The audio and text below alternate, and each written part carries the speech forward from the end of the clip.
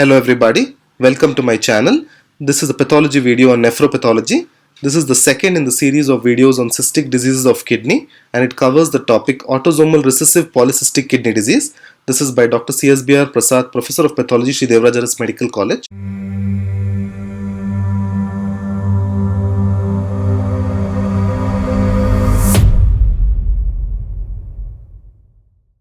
And coming to the cystic disease of the kidney, cystic diseases may be categorized into multicystic renal dysplasia, which we dealt just now, and there may be polycystic disease of the kidney, which may be autosomal dominant or autosomal recessively inherited, and multimedullary cystic disease is another condition which are associated with the cystic disease of the kidney.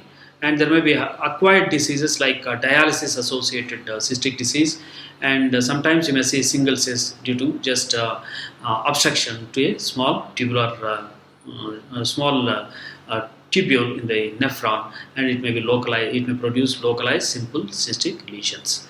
And in addition to that, there are some other conditions like renal cysts in hereditary malformations like tuberous sclerosis and glomerular cystic disease, and extraparenchymal renal cysts, pilocalyceal system cysts, and also hilar lymphogenic cysts. These are the other rarer varieties. Coming to the next category, that is autosomal recessive polycystic kidney disease. There are some subcategories of autosomal recessive variety depending upon the time of presentation and associated hepatic lesions. So it is known as perinatal, neonatal, infantile, and juvenile.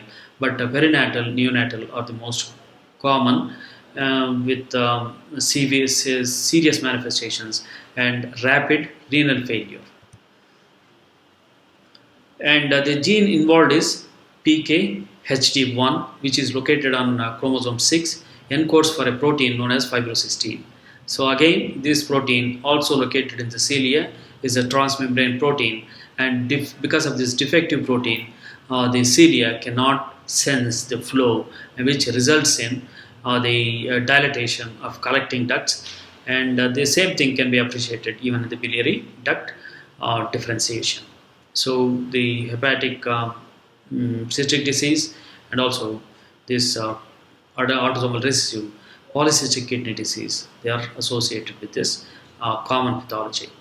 And coming to gross, kidneys are enlarged and still it is recognizable because they maintain the shape. Surface is smooth on the contrary to the adult autosomal dominant variety of polycystic kidney disease, where you have seen the surface is studded with multiple cysts, irregular, knobby.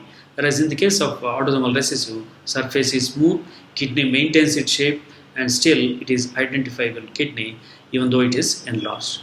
And cut surface shows small cysts in the cortex and medulla, producing sponge-like cut surface, and these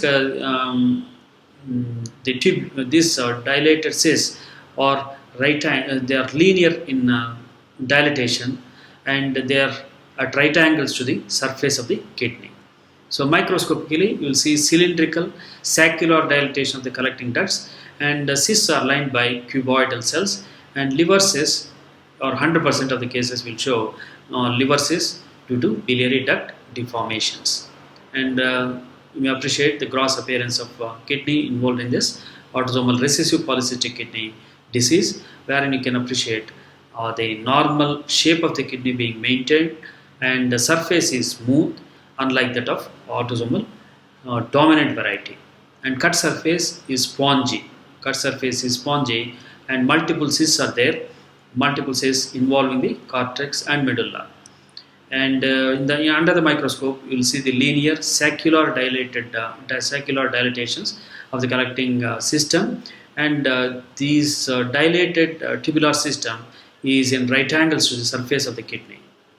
Okay, right angles to the surface of the kidney. This is the dilated linear saccular or cylindrical tubules, dilated tubules,